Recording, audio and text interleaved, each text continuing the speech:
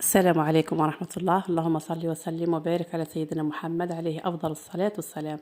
اليوم جبت لكم وصفة ترفيس تونسي بمذاق رائع ويذوب في الفم. هنا عندنا تشيشة تكون رقيقة كما التشيشة اللي نخدمو بها المقروط، تحمصيها على النار، تكون نار هادية. ومن بعد نفرغها بكميات قليلة وهي سخونة على كمية الغرس اللي كنت نقيتها.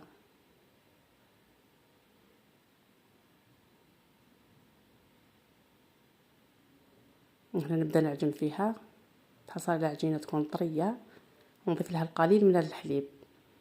الحليب هو اللي راح يخلي العجينة هذه تكون هشيشة وطرية وتتعلك. كي نكمل نضيف لها السمن أو زبدة يعني المتوفر، والقوام تاعها يكون طري بهذا الشكل.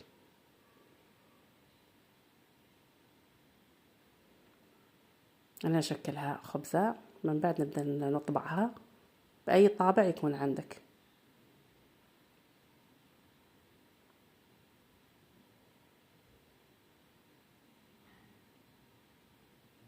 تجي رائعة البنات، جربوها وما تندموش.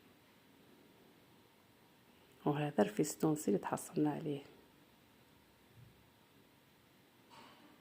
قمة في البنة. ما تنساوش البنات ديروا لي اعجاب واشتراك في القناة.